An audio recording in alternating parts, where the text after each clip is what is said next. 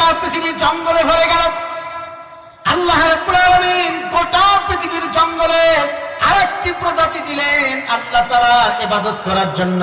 ওয়া খালাকাল জান্না মিন মারিজিম মিন নার। কথা কার? আল্লাহ রাব্বুল আলামিন জানাই দিলেন। এরপরে জঙ্গলে বসবাসের জন্য আল্লাহ তাআলা জিন নামক একটা প্রজাতি তৈরি করলেন, জিন জাতি তৈরি করলেন। ৬৪,০০০ বছর পর্যন্ত এই জিন জাতি গোটা পৃথিবীতে আল্লাহর ইবাদত করলো। বলেন সুবহানাল্লাহ। কয় হাজার? জিন প্রজাতি। কি প্রজাতি? কয় হাজার? ৬৪। আর একটু জোরে বলেন। ৬৪,০০০ বছর জিন জাতি এই পৃথিবীতে থেকে আল্লাহর নাফরমানি শুরু করলো। হয় যেন একটা পর্যায়ে আল্লাহ তাআলা এই জিন জাতিকে পৃথিবী থেকে সরাই দিয়ে নতুন আরেকটি প্রজাতি এই পৃথিবীতে বানানোর পরিকল্পনা করলেন। আজ থেকে মাত্র ৯.৫ থেকে ১০,০০০ বছর আগে। ৯.৫ থেকে আর একটু জোরে বলেন। ৯.৫ থেকে ১০,০০০। কোন প্রজাতি ওটা? ওটা আল্লাহ বলছেন, মুরগির কথা। কথা কার? وَإِذْ قَالَ رَبُّكَ لِلْمَلَائِكَةِ إِنِّي جَاعِلٌ فِي الْأَرْضِ خَلِيفَةً قَالُوا أَتَجْعَلُ فِيهَا مَن يُفْسِدُ فِيهَا وَيَسْفِكُ الدِّمَاءَ।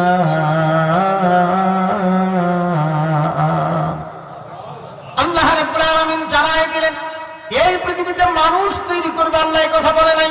ওয়াইদ ক্বালা রাব্বুকা লিল মালাইকা, ফেরেশতাদেরকে দেখে আল্লাহ তাআলা বললেন জিন প্রজাতি নাফরমানি করছে, এদেরকে পাহাড়ের গুহা এবং সাগরের অতল গহ্বরে তাড়ায় দাও, তাদেরকে সেখানে বন্দী করে রাখো। আর একটা নতুন প্রজাতির পরিকল্পনা করছি। ইন্নী জাইলুন ফিল আরদি, ইন্নী জাইলুন, আমি তৈরি করব। ফিল আরদি মানে এই পৃথিবীর জন্য, খলিফাতান মানে হচ্ছে খলিফা বানাবো। পৃথিবীতে খলিফা বানাবেন। মানুষ সৃষ্টির মূল উদ্দেশ্য হলো খলিফা। মানুষ সৃষ্টির মূল উদ্দেশ্য কি? আরো জোরে বলেন। খলিফা। খলিফা মানে এই যে কাপড়ের দর্জি যায় কিতে, ওই পীর সাহেবের খলিফা বেড়াইছে আছে না ভাইজান? ভালো করে বসে না, ওয়াজটা বোঝেন।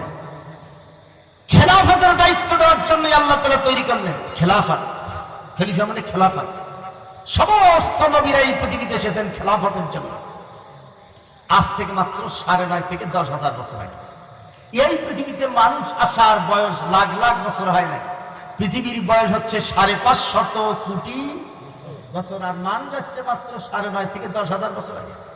ভাইজান একটা হিসাব তো করেন তো, এই পৃথিবীর ৫০,০০০ বছর সমান হচ্ছে আখিরাতের একদিন।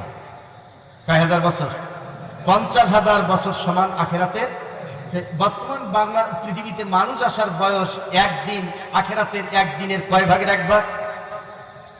৫ ভাগের ১ ভাগ। তার মানে এক নাস্তার বেলায় হয়। এই মানুষ পৃথিবীতে আসার এখনো এক নাস্তার বেলায় হয়নি। তারে পাওয়ারের ঠেলায় তো মানুষ বাঁচে না ভাই, কি হয় না? তারে পাওয়ারের ঠেলায় বাঁচে।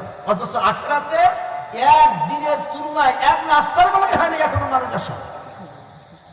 এখন থেকে রাসূল আসার বয়স হচ্ছে ১৫০০ বছর। রাসূল থেকে হযরত ইব্রাহিম আলাইহিস সালামের দূরত্ব হলো ২৫০০। দেড় আর আড়াই কত হয়েছে? হ্যাঁ, দেড় আর আড়াই ৪০০০। হযরতে ইব্রাহিম আলাইহিস সালাম থেকে নূহ নবীর দূরত্ব হলো ৪০০০। তাহলে ৪ কত হয়েছে? আর নূহ নবী থেকে হযরত আদমের দূরত্ব হলো ১৫০০। কত হয়েছে তাহলে ভাইজান?